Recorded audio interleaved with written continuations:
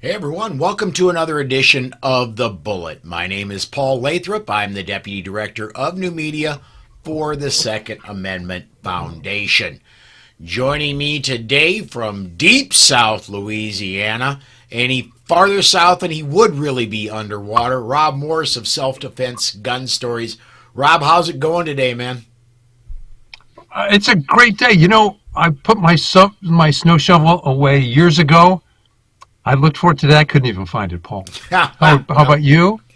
I know exactly where my snow shovel and my snow blower are. Although we're supposed to be Right. getting nice weather tomorrow, we have yet another set of another storm coming. Supposed to be hitting right around the first day of spring. So, Right. I'm looking at a guy at the diner this morning. It's in mid 50s. I'm wearing a sweatshirt and he's going around in shorts. These Southerners, sometimes they just don't take the hint. yeah, there Where you would go. you like to go first? Well, let's start. This one caught my eye this morning. Let's talk about Tennessee. That sounds like a plan. I'm going to take this first one. Then I'm going to start leaning Okay. on you for when we get close to comments here. But a pending Tennessee bill eliminating the right of private individuals, businesses, and government entities to prohibit the possession of firearms or other weapons on property they own or control has businesses alarmed. Senate Judiciary Committee members ran out of time Monday before getting to Senate Bill 1037, sponsored by Senator John Stevens of Huntington, as they debated other measures, including several other bills presented by Stevens, who's an attorney. The bill seeks to eliminate the offense of possessing a gun or other weapon in a building on property where there is signage posted stating that weapons possession is prohibited on the premise. It includes local, state, and federal buildings. We have concerns with that one, said Tennessee Chamber of Commerce President Bradley Jackson Monday in a phone interview. Although it isn't the biggest issue for us, and what Tennessee is looking to do is what Louisiana and South Dakota already do. If you go into other than a federal post office, if you go into a building that's signed no guns allowed and you're carrying a gun, if they find out you're carrying a gun, they can tell you to leave. If you don't leave, then it's a crime. That's what Tennessee wants to do. And Yes. the people at the There, Times there Free is no Press. particular there is no particular crime of stepping onto someone's property in their parking lot with a gun. When you get up to the door, it says, no guns allowed. Oh, you've already committed the crime by the time you see the sign. Right. Yeah, that's how it's written. That's not in fact how it's typically used. And a bunch of, well, the Chamber of Commerce needs to pretend to be relevant. And here they're saying, okay, show us when you ever used this law in any other way. And in fact, they don't.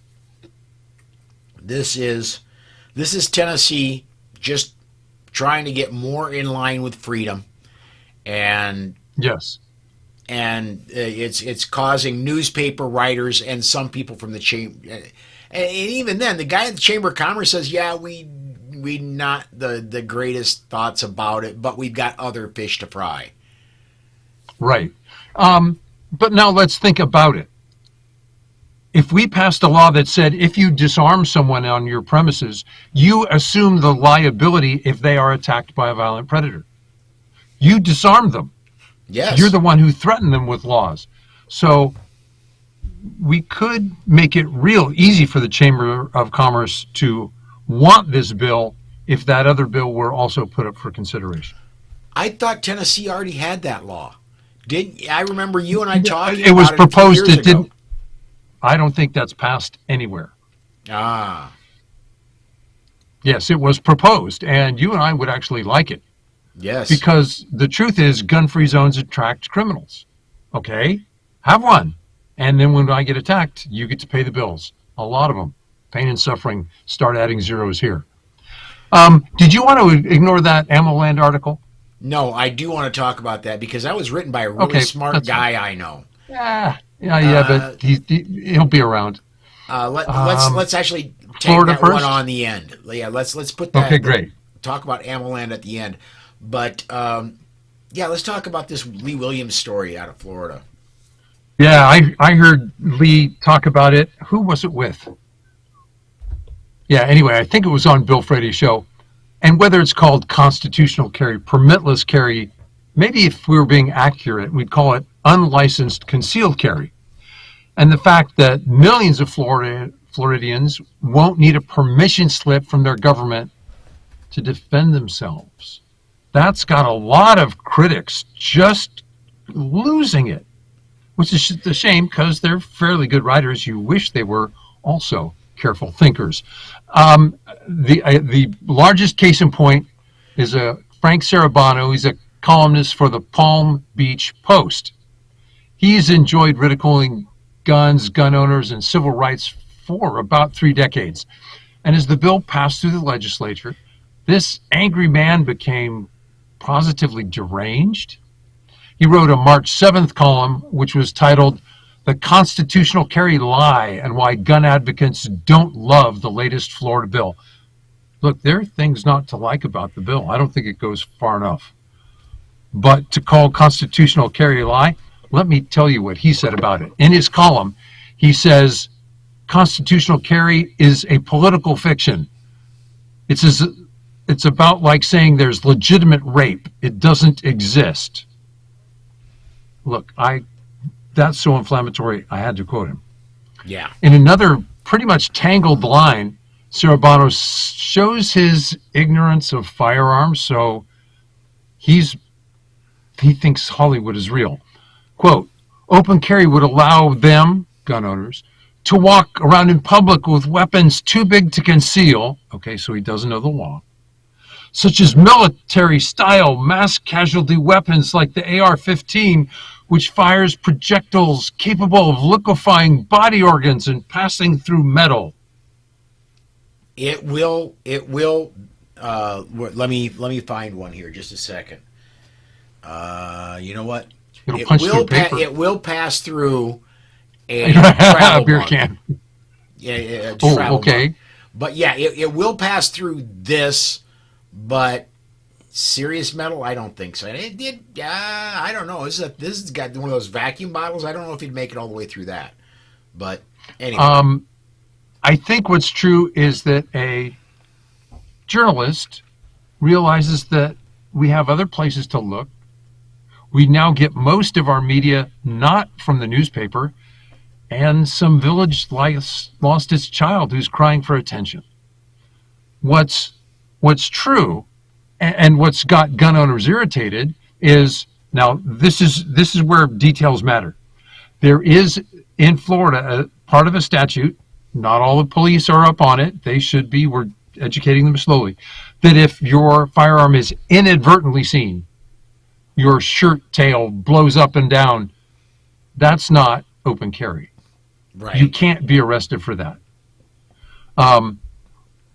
But a lot of activists said, hey, since we're trying to fix this, why don't we include open carry? And now the bill's sponsors are getting all uppity going, basically they're saying, look, I have this deal made, don't mess it up. And I think we have to learn from that. We can ask for the world and be appreciative when we get slice at a time, and then keep going back over and over. Yeah, absolutely. And I want to go off on that, in that, and I say this almost every time I talk about Florida, there are people on our side that are flirting with throwing this all away because they're letting the perfect be the enemy of the good. No, they're probably not going to get open carry, constitutional open carry this year, but they are up in arms about that just as much as this. I want to call him this writer. I'm not going to call him a journalist because he's not. Good point. This writer is up in arms that people may actually be able to exercise freedom. Oh God. Yeah, the open carry activists are saying this is not constitutional carry. They're right. They're saying we don't want to support this because we don't have the ability to open carry. They're Give it wrong. a year. Give it a year. Yeah. I mean, you know, you've been like, okay, you can correct me, tell me to stop if you think I should. This is the Dudley Brown maneuver. Yes. Claim purity, ask for money, fail time after time. I don't think that's a good plan. I don't either. I do not either. Should we take this next one? This is also a Florida story. Yes, it is. That's why I put them back to back like there. A subcommittee on criminal justice in the House approved a bill that would fix what Florida broke a few years ago. It recorrects the minimum age to buy a gun back to 18 to buy rifles and other long guns. This was brought up in the courts. They said, wait a minute, somebody's 18, they're considered the age, they're an adult, they're treated like an adult, particularly for the Second Amendment, particularly under the history and tradition at the time of the founding. And a judge said, I think Florida's going to fix this. So I actually forget how the judge ruled. This restriction on giving or recognizing the rights of young adults to buy a firearm, that was restricted after 2018 when there was the massacre in Parkland. It was a political knee-jerk reaction. When you've got the police at your house 28 times, it's not a gun law that's a problem. It's failed social policy. And now the legislature is finally saying, we better fix this or we're going to get sued in court. And there were two SAF press releases today. One of them is in the show notes we're talking about with the next story. The second one, I didn't have time to get in there, but it specifically deals with this. There's a case in the Fifth Circuit that is taking up 18 to 20-year-olds' ability to purchase firearms. SAF filed a brief today, and I want to get a quote from get my finger over here to get a quote from Alan Gottlieb. That's my boss at SAF, and of course I have to, whenever I mention Alan Gottlieb's name, I have to use that sound effect. But at any rate, at the time the Second Amendment was adopted, said SAF founder and executive vice president Alan M. Gottlieb, there were no restrictions on the rights to 18 to 20-year-olds to keep and bear arms because of their age. Indeed, people in that age group, because as Americans they were in civilian militia, they were actually required to acquire firearms. And he goes on to say things that you and I have said, that they're 18, they can join the military, they can, enter into contracts, they can do all kinds of other things. Why cannot they have the right to keep and bear arms? So, Paul, there's the law is a little bit glitchier than that. Under the 2018 law, people who are under 21 can receive rifles and other long guns as gifts. Mm-hmm. They just can't go and buy them at a gun shop. So what? That's the same as me saying, Rob, I'm not quite there yet. Could you say this for me, please? Right. There we go. Yes. Right. Do we want to go to Joe Biden's executive orders, or do we have some comments to get in first? No, we're good yet. We're still getting check-ins. So, and by the way, if you're watching on Facebook or YouTube pages for Polite Society Podcast, you want to get your comment on the air, just go ahead and throw it up on that live video.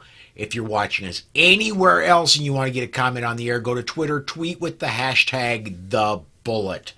Yeah, I mentioned we had two press releases. Let's go with the second one, and we'll talk about Joe Biden's executive orders. Yeah, President Joe passed executive gun control orders that really won't reduce gun-related violent crime, nor will they make the community safer. This is an SAF press release.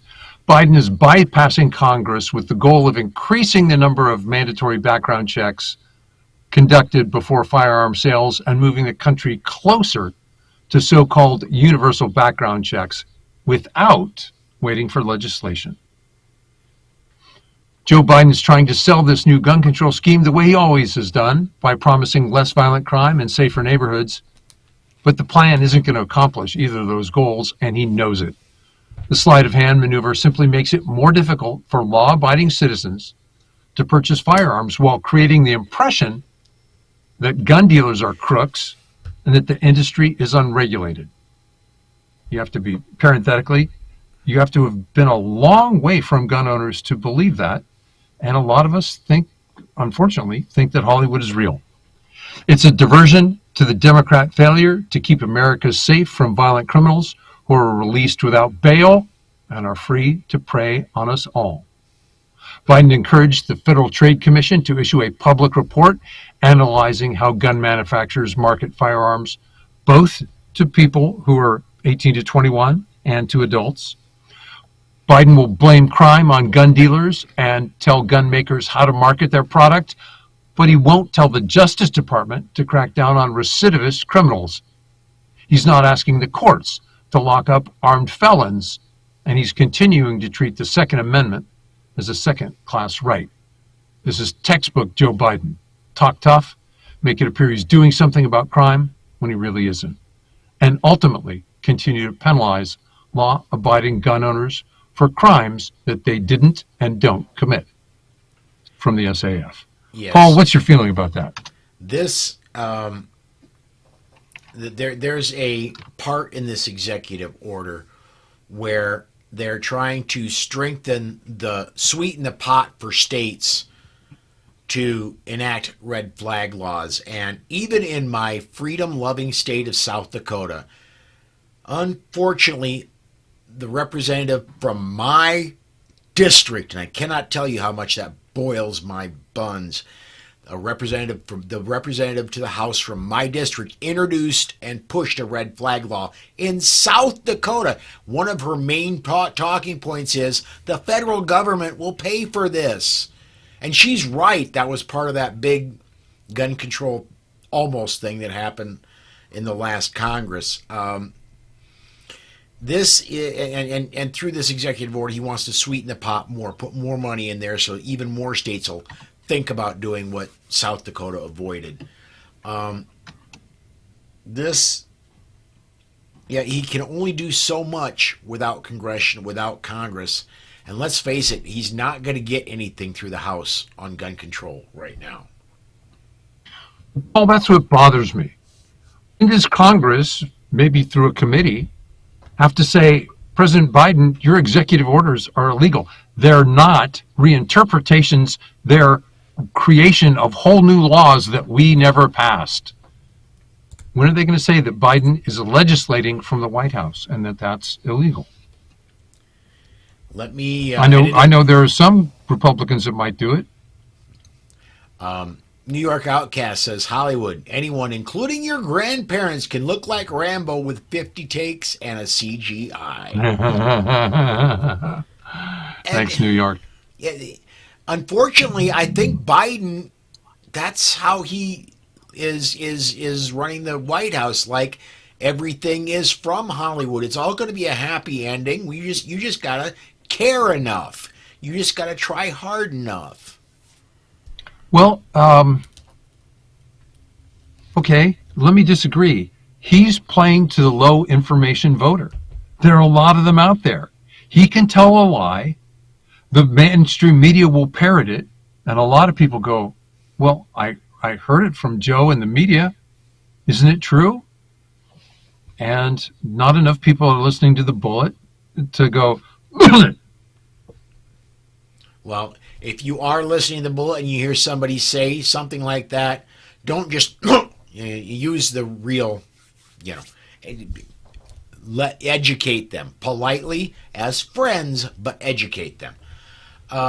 Do we want to talk about? Let me. Wow, we've got comments coming in here.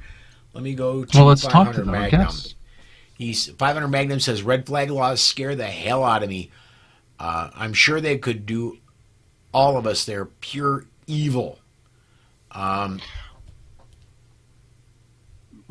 what's fascinating is now with Bruin, we're saying, wait a minute, due process, and Biden's going, Remember how we criticized Trump for saying, grab the guns now, due process later? Yep. Biden does it, and no one flinches. Nope, not in the least. They expect it from him. That's the thing. They expect it from him. Well, let's just say that the left has flexible standards. Yes. Let me get one in from Pete over here, and then we're going to move on to the Alabama story. In my opinion, this executive order was an underhanded softball throw to pander to some dwindling segment of his voters. Probably more distraction than intent. Well, interesting. He's certainly. I heard it on driving home today. I heard it on mainstream. I heard it on Fox News Radio when I was driving home today. So he's getting. Okay, so in other words, this is man, I really screwed up the economy. Banks are failing. What can I do to distract people from my pile on the right? I'll give them a distraction on the left. Yeah, all right. It's work. It's work because, like I said, it made Fox News Radio today. So, Pete, that's an interesting point. Thank you. Let's talk about Alabama, man, because I want to go off on this one a little bit. You want to skip over Washington? Okay. Yeah, we'll come right back to Washington. Okay. An Alabama bill would make it a felony for immigrants to have a gun if they are here illegally. An Alabama House legislature filed a bill that would make it a state crime for an immigrant in the country illegally to possess a firearm in Alabama. HB 64, sponsored by Representative Ron Bolton, would make it a Class C felony punishable by up to 10 years in prison for illegal immigrants living in the country without permission to possess a firearm. Mainly to bring a couple of things together under state law that's already being illegal under federal law for many, many years, Bolton said when describing his bill. Paul, you've got some thoughts on this. I do. In my opinion, self-defense and the right to keep and bear arms are human rights. Now, is it legal? It is federally illegal for somebody who's an illegal alien to have a firearm. That's the case right now. All this does is bring Alabama in line with the federal government, and instead of going to federal prison, they would go to state prison for a while. So is this the most egregious thing I've ever seen? No. But my honest belief is if you are living and breathing right now, you have the right to defend yourself with whatever tools you see fit. That's my personal belief. Okay, so Paul, do I have the right for representative democracy? Yes. That's what we have right now. Even if I'm a non-citizen? Yeah. See? Do you get the right to vote? Right? No, you don't. Well, However, but you just told me I had that right, partner. Now, which is it? You have the right to defend yourself. This is a human right. I asked you a different question. Okay. I think certain rights in the legal sense are conferred upon you obeying the rule of law. Yeah, you cannot be a felon and own a firearm. You're right. Okay, but you can be an illegal alien in my country and own a firearm? They're going to pile tons and tons of money on you when you come here illegally. So you're going to have the money to own one. I don't, okay. But anyway, it's an interesting discussion. Point. Let's see what our listeners say. Yeah. 500 Magnum says, I agree. I don't know which one he's agreeing with, you or me, but he agrees at least with one of us. At least one of us might have. But this is my point. You should. It should. I want to treat it like a human crimes. Right too. There are gun. Right. There are crimes. If you're committing a crime, then okay, add you're going to add to get the gun crime added onto it, and that's what all of our bills that they're saying. Well, we don't want this. We just want this so we can put these people in jail. These are add-on crimes that get dismissed. I think the same thing is happening here in Alabama. This is just going to be an add-on crime that is dismissed later. If Jose Jimenez wants to carry a firearm. God bless him. He deserves to protect his family.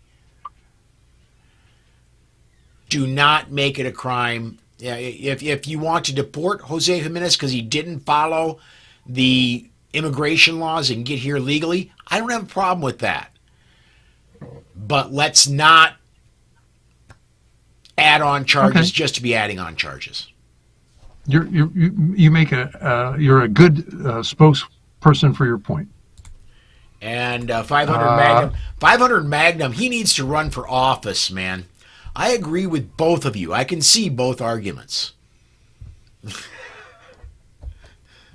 So, do we want to move Alabama down? Yeah, well, we are Washington State. Sorry, we're at 5 minutes left. Do we want to talk about Washington State, or do we want to talk about that Ammo Land article that I was really impressed with? See, that's where you earn the big bucks. We'll go where you choose. Let's talk about that Ammo Land article, because I can bring Washington back in tomorrow, and I don't have you back tomorrow. This is an article I wrote weeks ago. Ammo Land finally ran it. And if you ask almost anybody, and you say, how easy is it to defend yourself with a gun? They'll give you an opinion. Now, usually what they're doing is they're parroting versions of Hollywood. One is the combatant model that says, man, did you see John Wick? To defend yourself with a gun, you have to jump through the air and twist and turn and flip and shoot and make split-seconds decisions. And that's not how most of us defend ourselves. It's just not how it happens. Then there's the version of people who've maybe touched guns a little bit. You've seen, in fact, Paul, tell me if this wasn't you. You shoot a little bit and all of a sudden you get really impressed. You know, I'm at a 1.1 second presentation.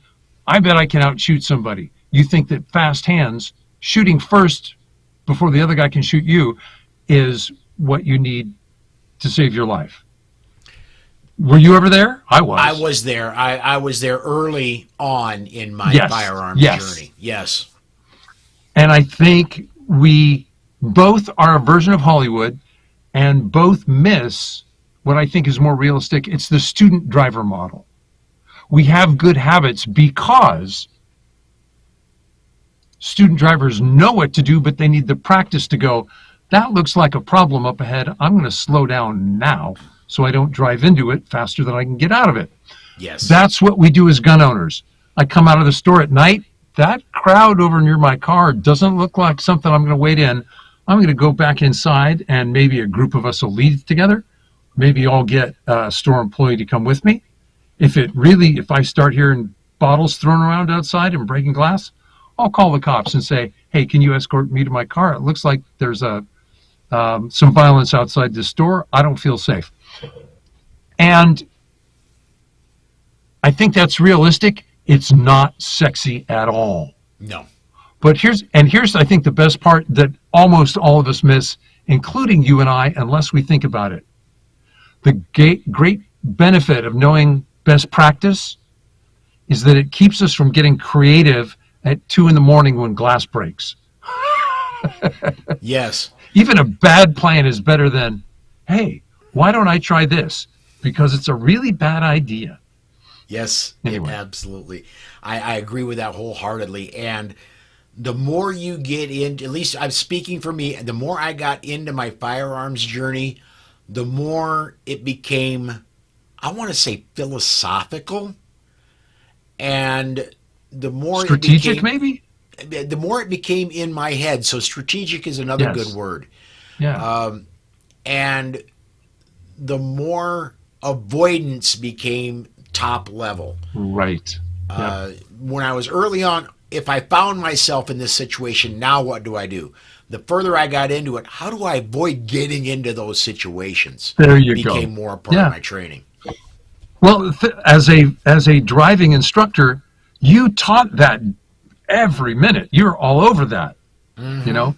And what do they say about pilots? Superior judgment keeps you from having to exercise superior skill. Same way with driving, same way with firearms. There Absolutely, you it go. does. Well, hey, man, we are at the bottom of the hour on our way out. I'm going to ask you what I always do: plug what you want to, certainly include self defense gun stories in your blog. Well, you get to hear Paul every day. You get to hear me only once a week, 20 minutes, self-defense gun stories. I call it a snack food of a podcast. What did our neighbors do, and what do we consider to be best practice in armed defense? I'm writing at slowfacts.wordpress.com. There's my blog. I co-host with Paul on the Polite Society podcast. My writing is often carried at Amaland Shooting Sports News. Paul, thank you so much for having me on. Thank you, man, for coming on. I really enjoy it every time we get to work together. For my part, I'm going to say please do come join me 5 p.m. Central Time the rest of the week. Tomorrow, Dan Waz is up. On Thursday Ooh. is Mallory. And on Friday, we're back to Training Friday with Tom Walls. That's going to do it for us today. Thanks for watching, everybody. And thanks for podcast listeners. Thank you for listening. And we'll see you next time.